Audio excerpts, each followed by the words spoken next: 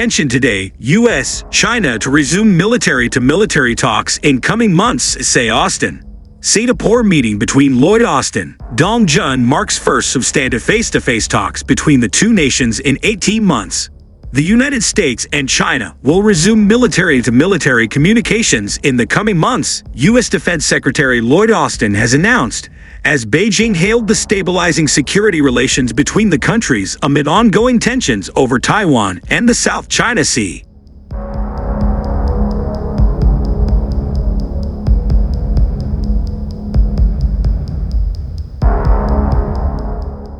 Austin met with his Chinese counterpart Dong Jun on Friday on the sidelines of the Shangri-La Dialogue in Singapore, in the first substantive face-to-face talks between the two defense chiefs in 18 months. The meeting followed a video conference call in April.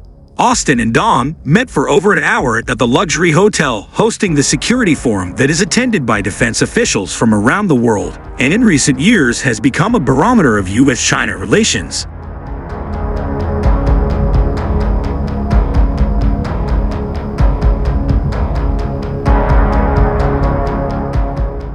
Austin said telephone conversations between U.S. and Chinese military commanders would resume in the coming months, according to a readout released by the Pentagon. He also welcomed plans for a crisis communications working group with China by the end of the year, the statement said. Describing the talks as positive, Chinese defense spokesman Wu Qian told reporters that military-to-military relations were currently stopping their decline and stabilizing.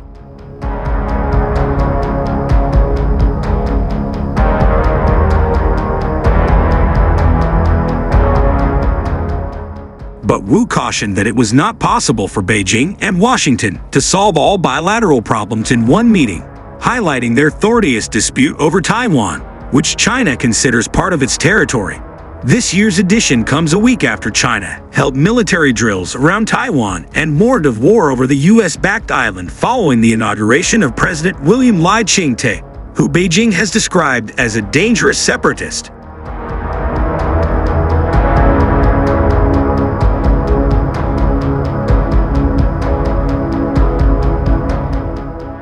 The dispute over democratic Taiwan, which Beijing considers part of its territory, tops the list of disagreements between the rivals.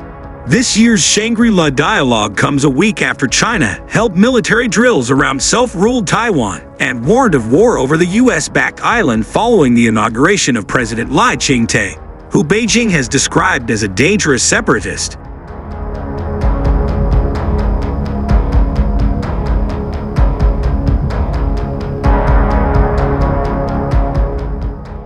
The Taiwan issue is purely China's internal affairs. External forces have no right to interfere, and the United States' actions seriously violate the One China principle, Wu said, referring to Washington's decision to congratulate Lai and send a delegation to the ceremony. Austin said China's military exercises were provocative and insisted it should not use Taipei's political transition as a pretext for coercive measures.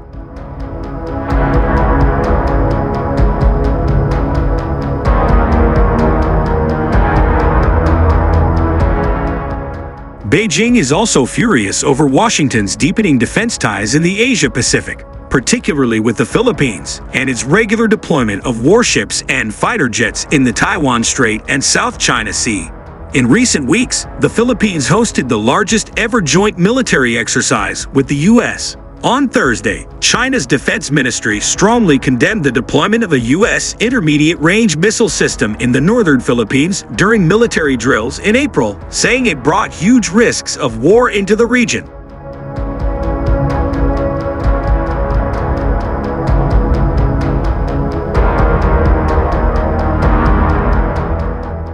China views the activities as part of a decades-long U.S. effort to contain it. President Joe Biden's administration and China have been stepping up communication to ease friction between the nuclear-armed rivals, with Secretary of State Antony Blinken visiting Beijing and Shanghai last month. A key focus has been the resumption of military-to-military dialogue.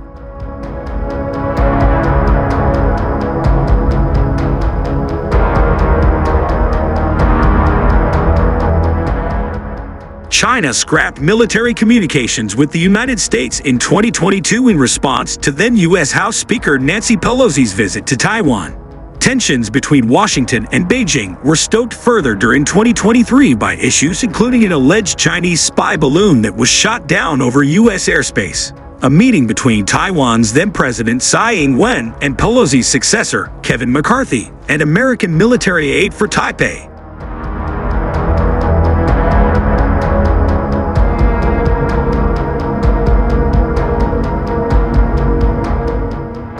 The two sides agreed after a summit between Chinese leader Xi Jinping and Biden in November last year to restart high-level military talks.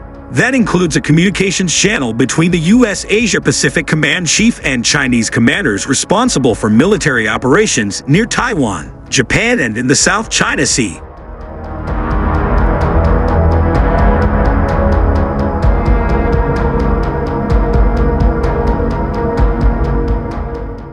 Chinese and U.S. forces have had a series of close encounters in the disputed waterway that China claims almost entirely. Austin warned prior to Biden and Tsai agreeing to resume military-to-military dialogue that accidents have the potential to spiral out of control, especially in the absence of open lines of communication between American and Chinese forces.